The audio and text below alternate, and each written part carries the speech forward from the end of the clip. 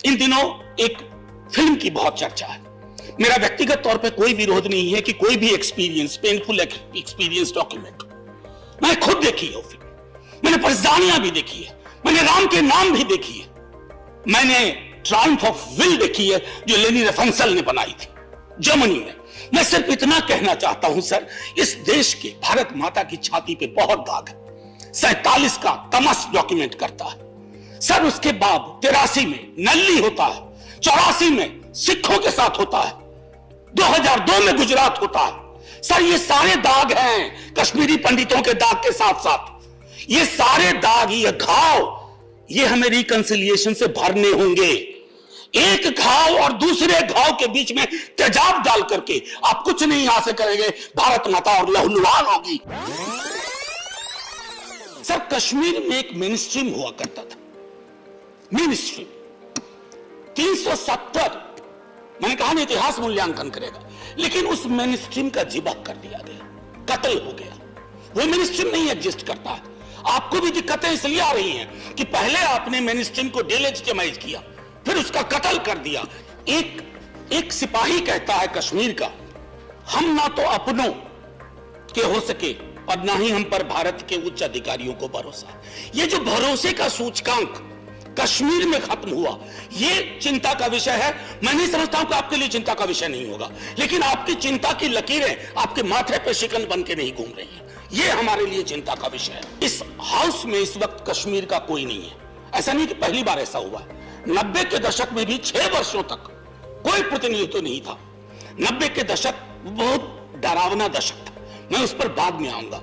लेकिन ये मैं समझता हूं कि फौरी तौर पर सरकार को पहल करनी चाहिए। डिलिमिटेशन के बारे में जो मेरी आशंकाएं थी वो रामगोपाल जी ने व्यक्त कर दी है, मैं उसको दोहराऊंगा नहीं। कभी कभी मुझे लगता है कि क्या हमारी चिंता जम्मू कश्मीर के लिए है या उत्तर भारत में जम्मू कश्मीर की राजनीति से अपनी राजनीति तलाशी जा रही है। क्योंकि अगर जम्मू कश्मीर की चिंता है तो हमारे हर मनसा वाचा कर्मणा में वो झलकना चाहिए, और उसका मैं अभाव देख रहा हूं।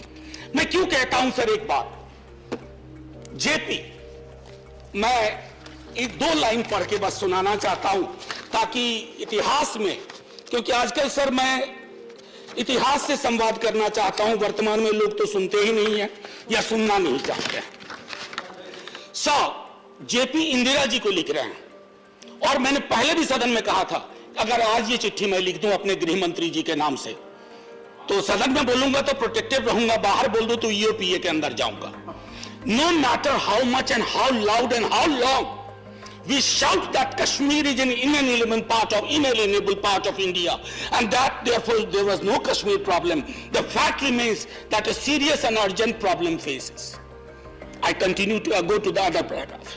That problem exists not because Pakistan wants to grab Kashmir, but because there is a deep and widespread political discontent among the people. मैं इसी एलिनेशन का जिक्र कर रहा था, और ये खत्म नहीं हुआ। मैं ये नहीं कहता हूं आपने पैदा किया, लेकिन उस पैदा हुए शिशु को आपने भी उसका पोषण किया, और वो एलिनेशन का एक स्केल इतना बड़ा हो गया है कि सब मुश्किल बढ़ती जा रही है। 370 और कोविड मिलाकर के 32 महीने वहां स्कूल बंद रहे सर। बाकी देश में 4G 5G की अब बात कर रहे हैं। Digital mode of education collapse किया हुआ था। मैंने स्वयं देखा है सर, एक बच्ची के पिता, उन्होंने कश्मीर में मेरा भाषण सुना था, वो कश्मीर से कॉल नहीं कर पाए, वो दिल्ली आए, उनकी बच्ची बांग्लादेश में थी, उन्होंने मुझसे यहां आकर बात की। हम सब लोग एयरपोर्ट पे डिटेन कर लिए गए थे। खैर मर्जी आपकी, आपको लगा हालात ठीक नहीं है, हमारे जाने से वहां आग भड़क जाएगी।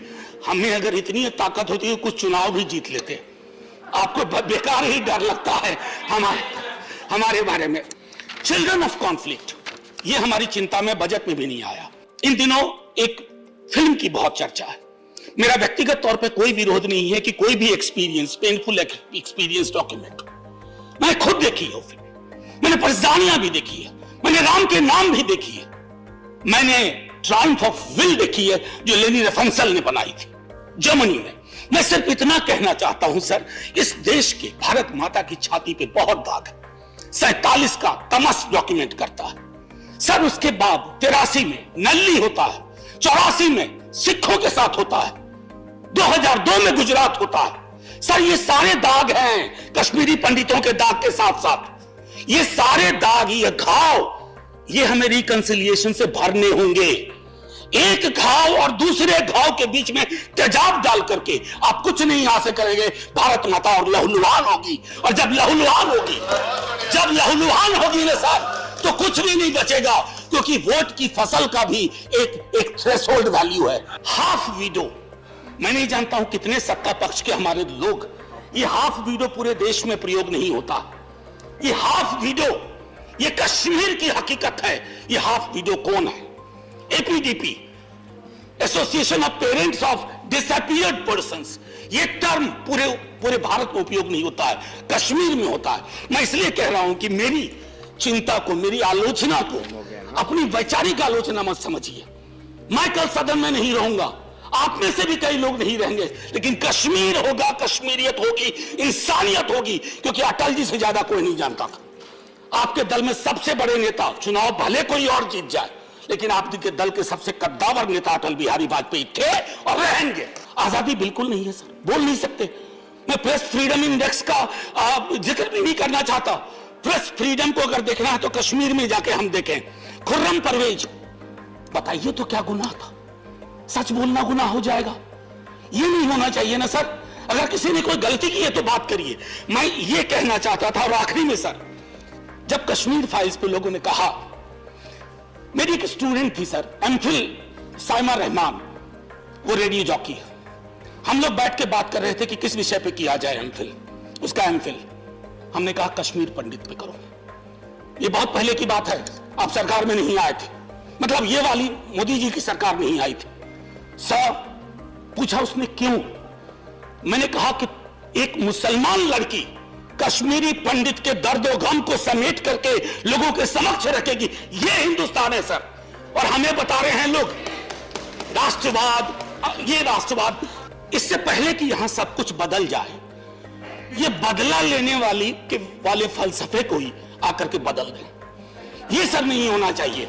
आखिरी में सर, जय हिंद बोलने से पहले, ये भगवत रावत जी की कविता है, मैं इससे खत्म करूंगा। पता नहीं आने वाले लोगों को दुनिया कैसी चाहिए, कैसी हवा, कैसा पानी चाहिए, पर इतना तो तय है, इस समय दुनिया को ढेर सारी करुणा चाहिए।